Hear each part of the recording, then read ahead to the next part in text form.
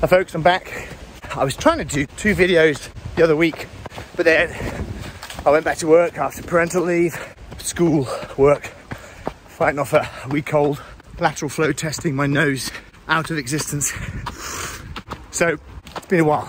Anyway, halfway through a wee 4-mile training run to get back into the groove. The last few stories I'm going to tell you about is the area of Poppelseye, where the Recce Platoon and A Company spent most of their last month or so in theatre operating. But like any good military brief, from what I can remember, let's start with the ground brief. Here we go.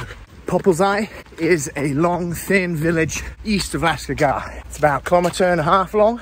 ISAF had installed a police checkpoint at the base of it, but it was a contested area to the north, and anytime ISAF troops or Afghan National Police moved north, there was a northing, I think it was about the 7-9 northing on the map, where the insurgents and the Taliban would essentially stop us coming. What we call the FLET, the forward line of enemy troops.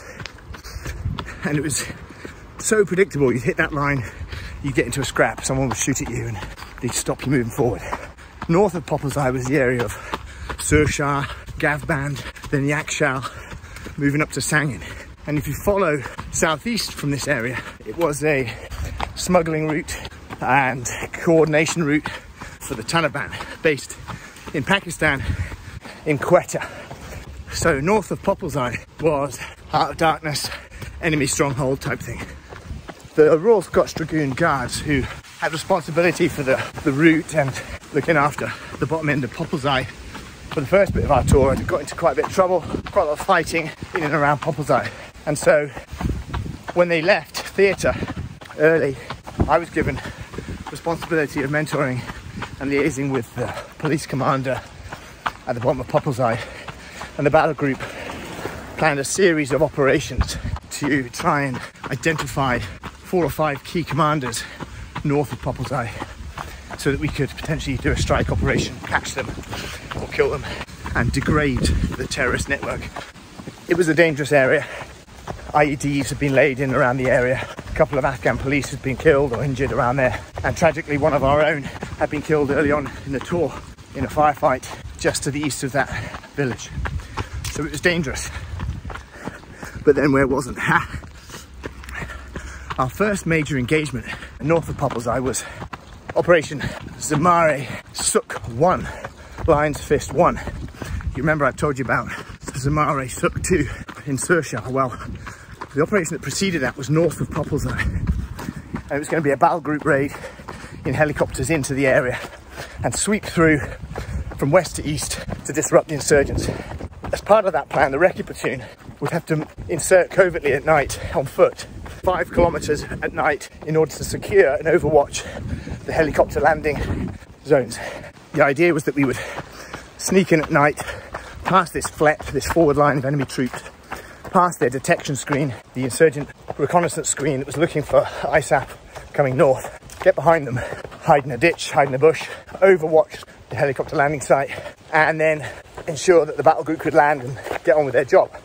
Once the battle group had landed, we would then push to the north of the battle group as it went through the middle, and we would be flank protection to the north up to Surshar, Gavband, Yakshal, and any insurgent reinforcements coming down from the north. I was very excited about this operation. The Royal Scots Dragoon Guards, who were in the base we were sharing at the time, made a bet with us that we couldn't get up there without being detected, because they'd had so much trouble there. Well, midnight came on the eve of the operation. Off we tabbed into the dark, no lights, radio silence, and started walking towards the FLET, towards forward line of enemy troops. And it took us all night pretty much to sneak in and around through the fields, past compounds. The insurgents were up on the top of rooftops using laser pens to try and see anyone moving. Well, they missed us. And we got into our layup position just before dawn in a ditch about 500 metres overlooking the helicopter landing sites. It was a moonlit night too, so it was quite challenging, quite bright moonlight. And then this dog was following us all the way from our base that we started from, followed us all the way right next to me, didn't make a sound every time we took a knee or went prone on the floor, so it did too. It ended up sort of adopting us throughout a lot of that tour. We called it Recce Dog. a lucky mascot. So we're in this ditch waiting, overwatching this open space where the helicopters would land. And then suddenly in this dry irrigation ditch, water started coming. The farmers had opened the sluice gates at dawn, and one farmer was walking along and saw me and gave me the internationally recognized sign for "get out my ditch" and a frown. And I gave him the internationally recognized sign of a recce platoon commander who was tired and wet in a ditch to move along. As the helicopters came in, brilliant sight, coming along the treetops, punching out chaff and landing as we overwatched. Here's a cool picture of it, and that's me at the front there. Then, as the commanding officer came off the back, moved in to link up with him, and he pushed us out to the north to do flank protection as the companies cleared through the area north of Poppleseye. So we did get in undetected by the Taliban anyway. It was a really good operation all in all.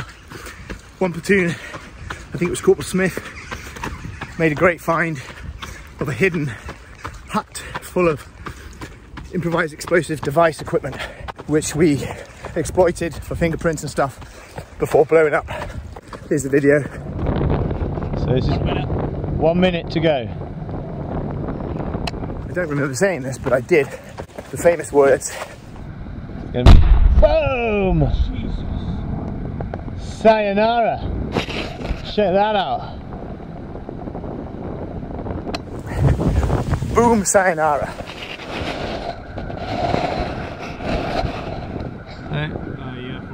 We've now picked up and destroyed the 20 kilograms of ID making material.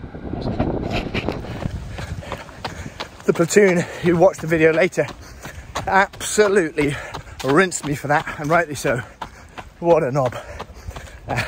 Once that was all cleared and we'd done everything we'd come to do, we moved to an open area, get picked up by Chinooks and taken back to base. It was a great success. We then launched Sook 2, which you know about, which was a lot punchier.